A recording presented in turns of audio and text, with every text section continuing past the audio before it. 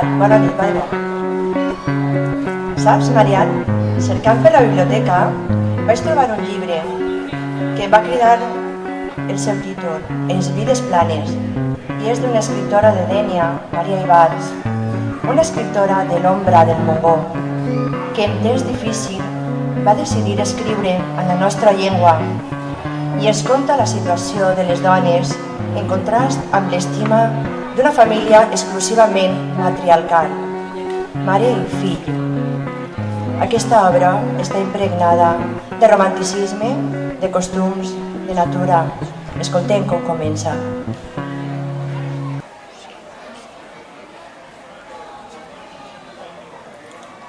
En les primeres llums.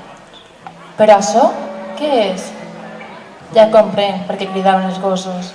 Vegem què puga ser. Despenjar un cabàs d'on eixia un drap blanc i embombat d'espígol, i en obrir-ho, calmar. Un xiquet, pobre àngel, i això era, un xiquet alterat encara per el tràfic de la naixença, fent una piloteta de carn incorporada, els ulls closos, les mans juntetes, com si demanara pietat, instintivament, en un fardalet de roba blanquíssima que feia ressaltar més la negra acció de l'abandonament. Un xiquet de quins delers i de quin pecat.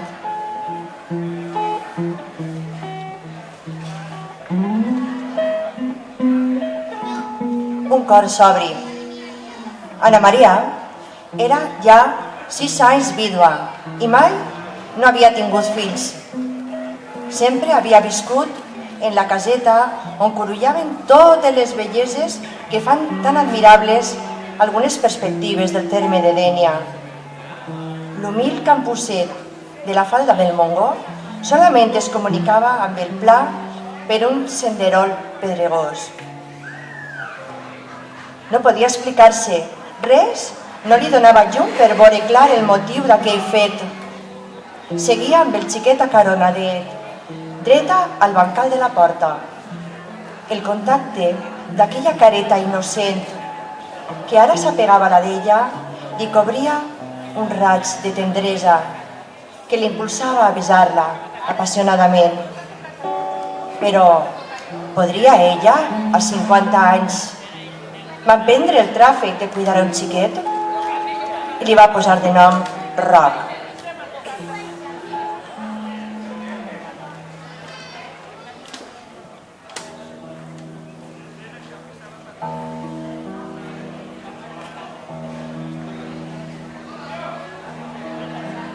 I ara què faràs, Ana Maria, als 50 anys, amb la criatura? Jo la cuidaré en la terreta i de mi rebrà tota l'estima. Altre cor s'obrí.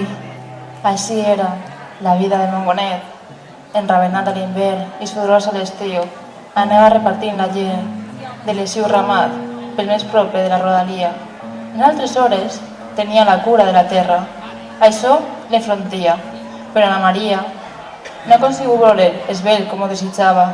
Tenia la complexió feble. Les campusseres veïnes deien: no creixerà molt aquest xiquet, és massa llest i sent massa. Roc, o Mongonet, com tothom li cridava, tenia talent natural. Aprenia ell tot sol. I saps? L'amor el sorprengué ben jove, que bonic ho diu. Tot el misteri que Roquet havia sorprès a la natura glissava en el seu cor, sota una forma admirable, maleneta. Tota l'ànsia infinita que plenava la seva vida nimbava de llum rosada aquell nom. Les floretes més vistoses, els margallols més tendres, els caragols més saborosos. Es deixava sobre el banquet de l'estimada i es quedava apagat i feliç quan ella li mostrava agraïment. I ningú no ho reparava. Si eren 2 sagals encara, solament Mongonet patia o gojava. Es creixia reeixit o es declarava vençut. No podia dominar-se. Que bonic. Recordes el teu primer amor? Tot ple de tendres secrets?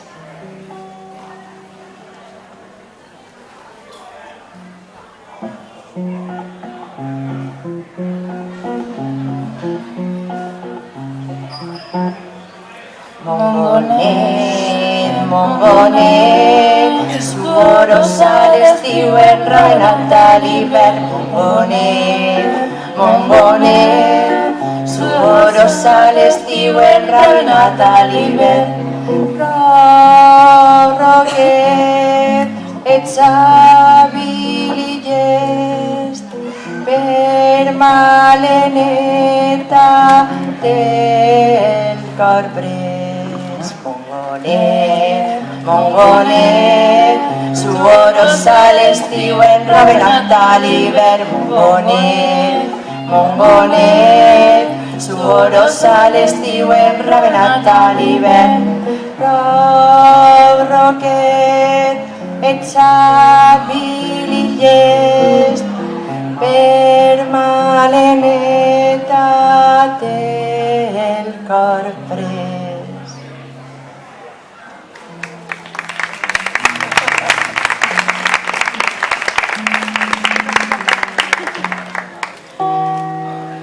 Però el desencant esdevé quan els pares de Maleneta van voler casar-la amb un comerciant. Creien que era riquet i que donaria bona vida a la seva filla. Quin desastre! Aquell home no la volia bé. Lluna de mel o de fel. Les paraules de la novensana eren apagades, músties, semes. A pesar d'esforçar-se a estar airosa, animada, apareixia com una emparradora a la qual una barlotxeta la quiera tagallar les arrels. L'amiga es retirava. Veniu, vosaltres, alguna estona també. Sí, anirem. I sentia que el plor li pujava. No estava feta per al doble joc. Al geni del seu marit no podia comprometre-se a res, ni anar a casa de l'amiga en ell. Anava a fer el mes de casats i sols havien eixit junts per a fer la primera visita a la família del poble. Després, ella es quedava a casa, a la caseta, i ell anava a la ciutat, a coses de negoci, i tornar quan bé li pareixia.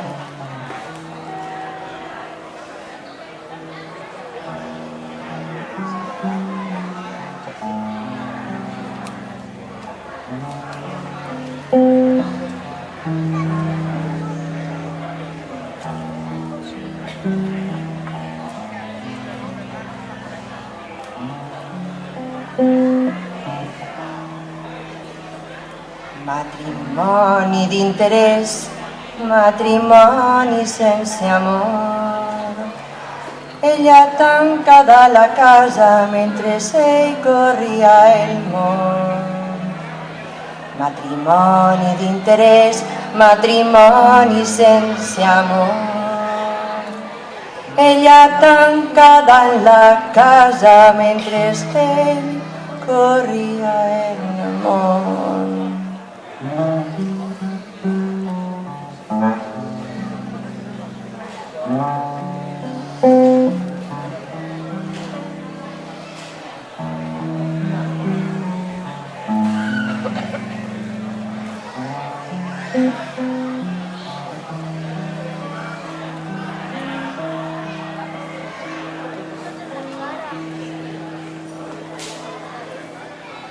Pobra Maleneta, que feliç hagués sigut amb Roc, però ell mai es va interposar.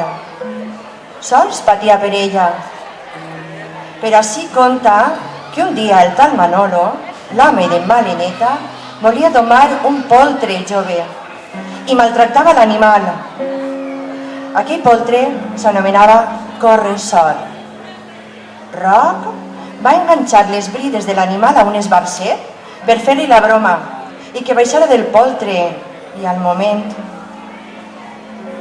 unes veus els deixaren el cor pres, veus alterades en la pau de l'hora baixa, veus que són un mot i sol ens fa endevinar un crit de socors. Veus que entre síl·labes denoten la velocitat de unes corregudes.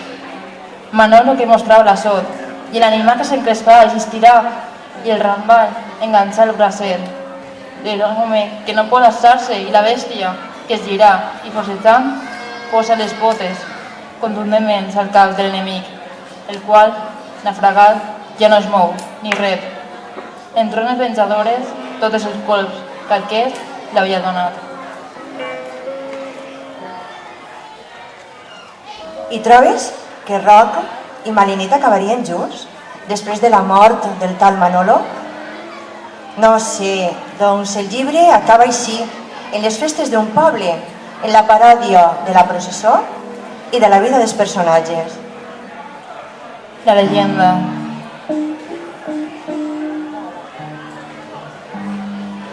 El seguici era nombrós i magnífic, verges triomfant, endiamades de virtut, màrtirs exaltats per la victòria de l'amor, perquè els cels sofriren, figures místiques santificades per la visió del cel, formes infantils angelitzades en l'adoració del Creador, i a més, seràfiques criatures, bondadoses matrones i sers transfigurats per la sublimitat del moment.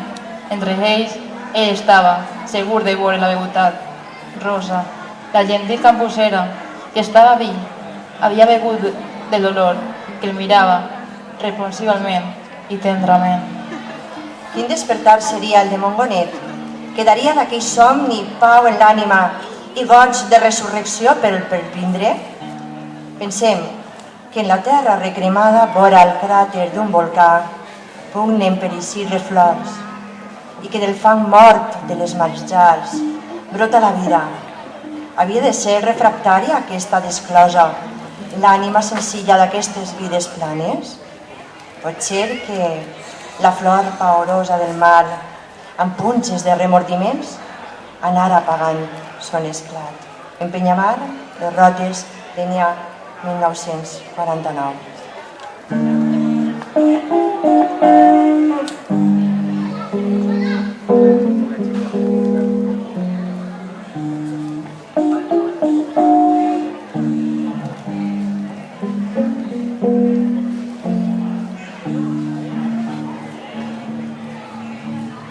Tornen a créixer les flors a la terra recremada, pugna per tornar la vida en el fan de les marges i en l'arena de la duna.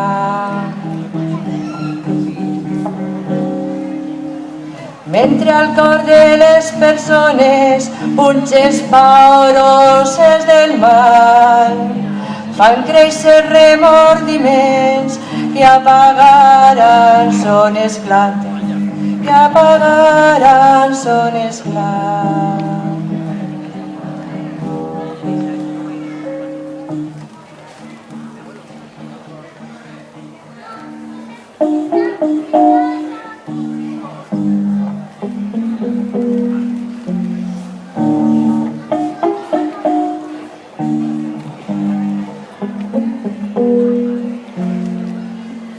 Que apagaran son esclat.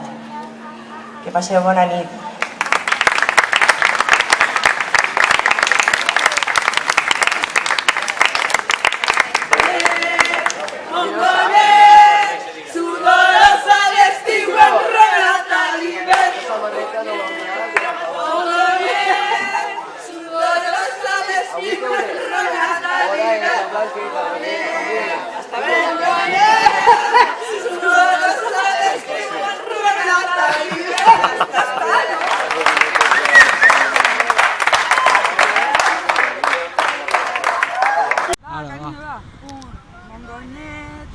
Mongonet, sudor a l'estiu enrebenat a l'hivern, Mongonet.